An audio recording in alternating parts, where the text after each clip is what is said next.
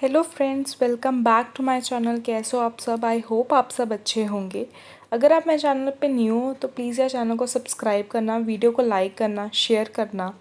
आज की वीडियो बहुत इंपॉर्टेंट होने वाली है। आज की वीडियो में हम समझेंगे कमर्शियल लॉ के क्वेश्चंस को कैसे प्रेजेंट करना चाहिए।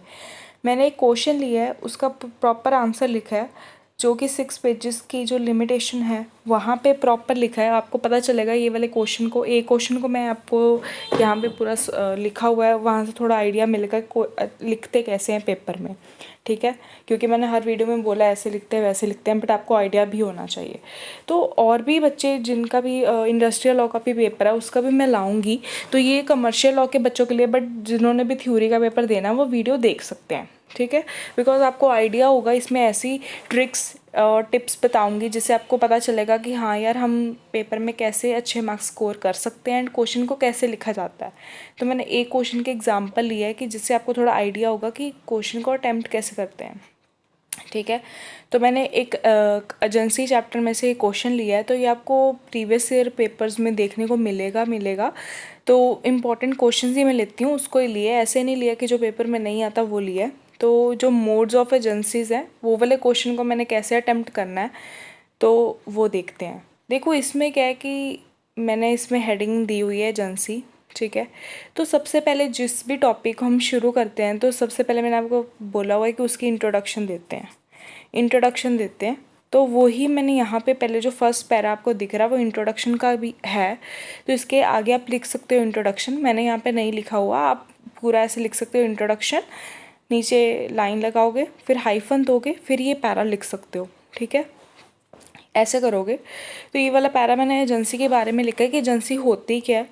तो उसको थोड़ा डिफाइन किया है कि एक कॉन्ट्रैक्ट है बिटवीन 2 पर्सन, जिसमें 1 पर्सन ऑथराइज होता है कि वो उस दूसरे के बिहाफ पे एक्ट करे। ठीक है, तो ये कोई भी टॉपिक है तो पहली चीज़ यही है कि आपने इंट्रोडक्शन लिखनी है। फिर मैंने इसकी देखो एग्जांपल लिखी, बिकॉज जो कमर्शियल लॉ का पेपर है वो जितनी आप हर एक पॉइंट के साथ एग्जांपल लिखोगे एंड कैसे इस चीज़ को प्रेजेंट करोगे उतना आपका क्वेश्चन बढ़िया एंड प्रेजेंटेबल बनेगा। ठीक है, तो अब ये देखो, आप ये चीज़ नोट करो कि इसमें मैंने एग्जांपल लिखी है।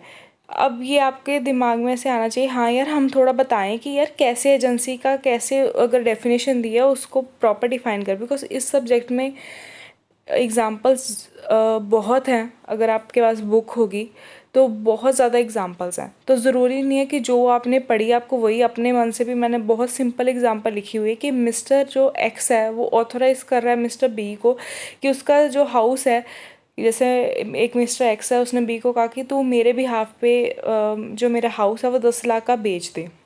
तो इसमें जो मिस्टर एक्स है वो प्रिंसिपल है, बिकॉज उसने ऑथराइज़ किया है बी को, एंड बी जो है वो एजेंट है, बिकॉज ए एक्स का घर है पर बेच कौन रहा है, बी बेच रहा है। तो उससे क्लियर है कि वो बी एजेंट है, एंड दोनों में क्या है, कॉन्ट्रैक्ट हो जाता है, वही एक एजेंसी कहलाती है। तो इससे देखो कितना क्लियर हो गया। तो एग्ज़ाम्पल देने से, तो मैंने ये बात ज़रूर याद रखना कि एग्ज़ाम्पल ज़रूर देना इस चैप्टर में बहुत इंपॉर्टेंट है, हर एक पॉइंट्स के साथ। ठीक है, अगर आप चाहते हो कि मैम ये वाला क्वेश्चन तो हो ही गया, कोई और क्वेश्चन है, तो कमेंट बॉक्स में लिखना कि उसको भी आप हमें बताओ, थोड़ा आइडिया हो जाएगा कि इसको कैसे प्रेजेंट करना है। ठीक है, वो भी वीडियो लाऊंगी।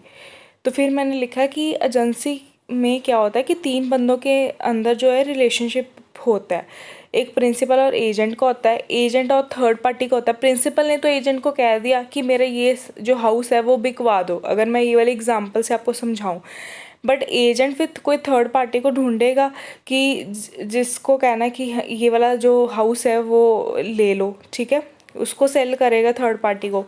तो फिर और प्रिंसिपल और फिर थर्ड पार्टी में कांटेक्ट हो जाएगा, वो दोनों बंदे मिल जाएंगे। एजेंट क्योंकि थर्ड पार्टी को प्रिंसिपल के पास लेके आएगा कि ये बंदा है, वो कहेगा ठीक है आपने मेरा हाउस इतने में लेना है, दोनों में आपस में कांटेक्ट हो जाएगा। यही होता है। अब देखो मैंने बहुत अच्छा एक इधर थोड़ा सा चार्ट सा बनाया हुआ है कि प्रिंसिपल एजेंट को कहता है, एजेंट क्लाइंट को कहता है, फिर क्लाइंट कहाँ आता है, प्रिंसिपल। ऐसे चार्ट्स बनाना, एग्जाम्पल्स को लिखना, तो इससे आपको बहुत अच्छा आइडिया होगा, बिकॉज ये एग्ज़ाम पॉइंट ऑफ व्यू से ही क्वेश्चन मैंने लिखा हुआ है। एंड बहुत हेल्पफुल होगा आपके लिए, ठीक है। अगर आपको कोई और क्वेश्चन चाहिए, मैं आपको पहले ही बोला है कि वो लिख देना कमेंट बॉक्स में, डाउट भी होगा तो बता देना। फिर मैं थोड़ा सा एक्सप्लेन और कर दिया प्रिंसिपल और एजेंट और थर्ड पार्टी का, बिकॉज फर्स्ट पेज मैंने आपको यही, फर्स्ट पेज आप कोई भी क्वेश्चन हो, ये वाला क्वेश्चन तो चलो एग्जांपल ही है, कोई भी क्वेश्चन हो तो उसमें पहली चीज़ मैंने आपको बोली हुई है कि इंट्रोडक्शन लिखनी है, ठीक है। फिर उसके बाद हमने इधर एग्जांपल लिख दी, तो ज़रूरी नहीं है कि हमारे पास एग्जांपल ही हो, तो आप किसी भी चीज़ के फीचर्स लिख सकते हो, जिससे पहला पेज जो आपका फिल आउट हो जाए। मतलब पहले पेज में जो टॉपिक पूछा गया उसके बारे में सीधा शुरू नहीं करना, जैसे इसमें मोड्स ऑफ एजेंसी पूछे गए थे, तो मैंने वो सेकंड पेज से आप स्टार्ट करोगे, जो मेन चीज़ जो क्वेश्चन में पूछी गई है, बिकॉज वो पूछा गया है। बट पहले पेज में आप थोड़ा उस टॉपिक के बारे में हमें इंट्रोडक्शन दोगे, उसके फीचर्स बता दोगे, ऑब्जेक्टिव्स बता दोगे, या इसमें मैंने थोड़ा फ्लो चार्ट के साथ थोड़ा और बता दिया है, तो ये चीज़ होती है फर्स्ट पेज में, ये याद रखना है, ठीक है। अब जो मेन है कि जो मोड्स हैं या मेथड्स है जो एजेंसी जिससे बनती है, तो देखो इस पर भी मैंने चार्ट बनाया है, तो मैंने वही कहा चार्ट्स को बनाना बहुत ज़रूरी है। एंड ये जो मैं आपको दिखा रही हूँ क्वेश्चन, ये बहुत हेल्पफुल रहेगा कमर्शियल लॉ के बच्चों के लिए, उनको तो कि मैम ठीक है ऐसे ये वाला क्वेश्चन तो हमें ऐसे प्रेजेंट करना है। तो कोई और सेमेस्टर का कोई और सब्जेक्ट है वो भी चाहता है मैम ये वाले क्वेश्चन को प्लीज़ बता दो, तो वो भी आप मुझे कमेंट बॉक्स में डाल देना, कोई भी डाउट हो तो। अब देखो इसमें क्या है कि मैंने जितने भी पॉइंट्स हैं उनको फ्लो चार्ट में डाल दिया है, ठीक है, कि एक्सप्रेस है, इम्प्लाइड है, ऑपरेशन ऑफ फ्लो है, ठीक है, रेक्टिफिकेशन है, फिर इम्प्लाइड के आगे टाइप सी, तो मैंने उसको बाइफरकेट कर दिया है। तो ऐसे फ्लो चार्ट में ज़रूर आपने कोई भी क्वेश्चन जो भी मेन पूछा है, कि चाहे क्रिएशन पूछा है इसमें, तो इसलिए हमें उसका ना पॉइंट्स का फ्लो चार्ट बना दो, ऐसे फ्लो चार्ट बना के उसके वाले पॉइंट्स का ये नहीं सीधा शुरू कर दो, ठीक है जी 1 एक्सप्रेस अथॉरिटी, नो, इसमें GNDU वाले देखते हैं कि आपने क्वेश्चंस को प्रेजेंट कैसे किया है, लेंथ भी मैटर करती है, आपने जो लिखा है वो भी मैटर करता है, और आपकी प्रेजेंटेशन तो मेन मैटर करती है। अगर आप ऐसे बस सिंपल लिखा होगे पॉइंट्स के, ऐसे नहीं नंबर मिलेंगे, आपको चार्ट्स वगैरह बनाने पड़ेंगे अपने क्वेश्चन को कैसे अच्छा बनाना है। तो जितना हो सके वीडियो को शेयर करना, ठीक है, लाइक करना। देखो सबसे पहले बाय एक्सप्रेस अथॉरिटी से शुरू हो रहा है, तो अब इस पॉइंट को सबसे पहले आपको एक्सप्लेन करना पड़ेगा, ठीक है। इसमें भी देखो मैंने एग्जाम्पल के साथ, ये चैप्टर में आपको एग्जाम्पल्स की कोई कमी नहीं है, तो आराम से आप एग्जाम्पल्स लिख सकते हो। पहले मैंने उसको थोड़ा एक्सप्लेन किया कि यार एक्सप्रेस अथॉरिटी क्या होता है, कि हम जो एक्सप्रेस कर सकते हैं वो वाली अथॉरिटी की एजेंसी क्रिएट होती है एक्सप्रेसली, ठीक है, कि हम वर्ड्स को यूज़ करते हैं, या तो रिटन में कर सकते हैं या ऑरली कर सकते हैं, ठीक है। उसके लिए हम पर्सन को अपॉइंट करते हैं जिसको हम कहते हैं एजेंट। हमने उसको डिफ़ाइन तो कर दिया, आप एक एग्जांपल से आप बता दो कि हाँ यार हमने ऐसे होता है कि जैसे मिस्टर ए ने ऑथराइज़ किया बी को, कि वही हाउस वाली एग्जांपल ही चलेगी, अगर आपने चेंज करनी है तो आप कर सकते हो। ये देखो ये आप ऐसे करोगे, मैं आपको ना मीनिंग पता होना चाहिए। अगर आपको ये मीनिंग पता, आप कहोगे एग्जांपल्स भी मैम लर्न कर, नहीं, आप हमेशा हर चीज़ की रीडिंग दो। आपने मेरी हर वीडियो में सुना होगा कि आपको पॉइंट्स को लर्न करना है। अब आपको पता है एक्सप्रेस अथॉरिटी में है कि हम जो वर्ड्स को हैं वो ओरली या रिटन में एक्सप्रेस करते हैं, तो इसके एक एग्जांपल बना लो। तो इसलिए मैंने एग्जांपल बनाई है, इसमें मैंने फिर सेल वाली हाउस वाली लिख दिया, आप चेंज कर सकते हो, ठीक है। ये तो मैंने ऐसे ही एज ए कि आपको थोड़ा सा डेमो है क्वेश्चन का कि इसको कैसे करना है, बट मेरे दिमाग में उसका मीनिंग है तो मैंने एग्जांपल बनाई है। हर चीज़ रटी नहीं जा सकती, इतनी एग्जांपल्स हैं इस पूरे सब्जेक्ट में, कोई भी चैप्टर उठा लो तो हाँ, बट जो केस हैं इसमें केसेस भी हैं कि ये वाला केस है, वो तो आपको लर्न करना पड़ेगा, बट जो एग्जांपल्स की आप बात करोगे वो नहीं लर्न हो सकती। तो ये मैंने वैसे ही बना ली कि हाँ जी वी को ऑथराइज़ किया कि हमारा हाउस बेच दो, तो बी ने एक्सप्रेसली एजेंट को बोल दिया, तो एक एग्रीमेंट हो गया ए एंड बी। बहुत देखो सिंपल लैंग्वेज में, ठीक है। तो मैं ऐसे नहीं कि लॉ को हम ऐसे समझे बहुत टेक्निकल लैंग्वेज में, नहीं, आपको क्वेश्चन को प्रेजेंट करना आना चाहिए, आपको मार्क्स मिलेंगे। ये मत सोचना कि अगर हम डिट्टो लिख के आएंगे जो हमने पढ़ा है तब मार्क्स मिलेंगे, ऐसा नहीं होता।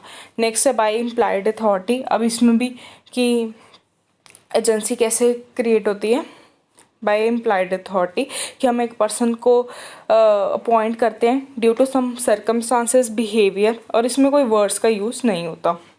आप मेरे हर क्वेश्चन के लैंग्वेज में देखोगे कि बहुत सिंपल लैंग्वेज है, ये नहीं है कि बहुत टफ है कि पढ़ के ऐसा लग रहा है कि यार क्या है, हमसे नहीं पढ़ा जा रहा। तो ये मेरे नोट्स हैं, ठीक है। तो ये तो मैंने एक क्वेश्चन को आपको दिखाया है, ऐसे मेरे पास और भी हैं। अब इसके बाद इसके एग्जाम्पल है, इसकी एग्जाम्पल भी फिर मैंने लिखी है कि ऐसे एक्स और वाई जो है वो ब्रदर्स है। एक्स सपोज कि दिल्ली में रह रहा है एंड जो वाई है वो जलंधर में रह रहा है। अब एक्स के पास जो हाउस है जलंधर में, मिस्टर एक्स के पास हाउस है जलंधर में, अगर मिस्टर वाई परमिशन ले एक्स की कि उसको लेट आउट कर दे एक्स के हाउस को, तो वाई को मंथली रेंट मिल जाएगा हाउस का एंड वो रिटेन भी कर लेगा एक्स का।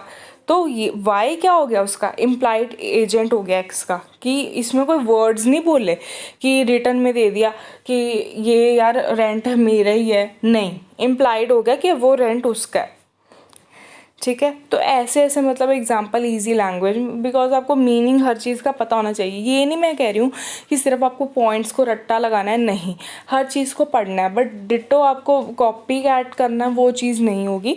आपको कीवर्ड्स को याद रखना है कि इसमें यार ये चीज़ है। अब आपको पता होना चाहिए इम्प्लाइड में वर्ड्स यूज़ नहीं होते, एक्सप्रेस अथॉरिटी में वर्ड्स का यूज़ किया जाता है। तो ये तो चीज़ आपको पता होनी चाहिए। अब इसकी ना फर्दर 3 टाइप्स है इम्प्लाइड वाले की, ठीक है। इसमें क्या है, बाय इस्टॉपल।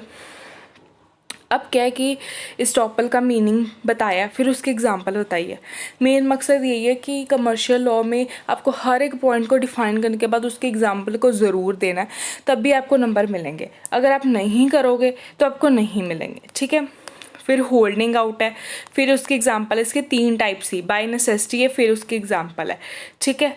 अब उसके बाद क्या, उसकी आगे भी टाइप्स थी, तो उसको मैंने हस्बैंड एंड वाइफ करके, या ये 2 पॉइंट्स थे, 3 पॉइंट्स थे। नेक्स्ट आता है बाय ऑपरेशन ऑफ लॉ, ठीक है, उसको मैंने डिफाइन किया। And 4th one is rectification and then उसकी एग्जांपल।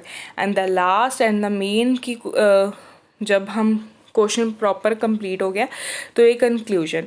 तो आपने देखा होगा इसके 6 पेजेस हैं, ये देखो, ये आपको दिख रहे होंगे, इधर आए थे अभी 6 पेजेस थे, ठीक है, 6 पेजेस है।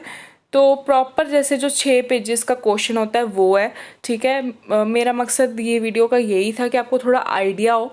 मैंने क्वेश्चन को ये समझाना नहीं था इसमें क्या लिखा है, मैंने फिर भी आपको थोड़ा थोड़ा एक्सप्लेन कर दिया है, तो आपको थोड़ा आइडिया होगा कि हमने क्वेश्चन को कैसे प्रेजेंट करना है, ठीक है। मे बी बच्चों को नहीं पता होता, वो कहते हैं कि हमारे क्यों नंबर, बिकॉज हम +2 में इतना नहीं लिखते हैं, एंड जब हम आते हैं कॉलेज में JNTU के अंदर तो हमें बहुत लिखना पड़ता है, एंड उसका पैटर्न, उसकी ट्रिक्स को जाना बहुत ज़रूरी है, तब भी आपके अच्छे नंबर आएंगे। अगर आप ऐसा लिखोगे तब भी आपके अच्छे नंबर आएंगे, नहीं लिखोगे तो नहीं आएंगे। तो ये वाले सब्जेक्ट में एक चीज़ याद रखना, एग्जाम्पल्स को लिखना हर एक पॉइंट्स के साथ, फ्लो चार्ट्स बनाना, ठीक है, और स्टार्टिंग में इंट्रोडक्शन लिखना, लास्ट में कंक्लूजन लिखना। बस ये चीज़ें दिमाग में डाल लो, सारे क्वेश्चंस हो जाएंगे। लर्न तो आपको हर चीज़ करनी पड़ेगी, उसका कोई सोल्यूशन नहीं है, ठीक है। जो ट्रिक्स है वो मैंने आपको बता दिया। आई होप आपको समझ आया होगा कि हमें कैसे लिखना है। तो अगर आपको वीडियो पसंद आई हो तो प्लीज़ यार वीडियो को लाइक कर दिया करो, शेयर कर दिया करो, ठीक है। So thanks for watching the video.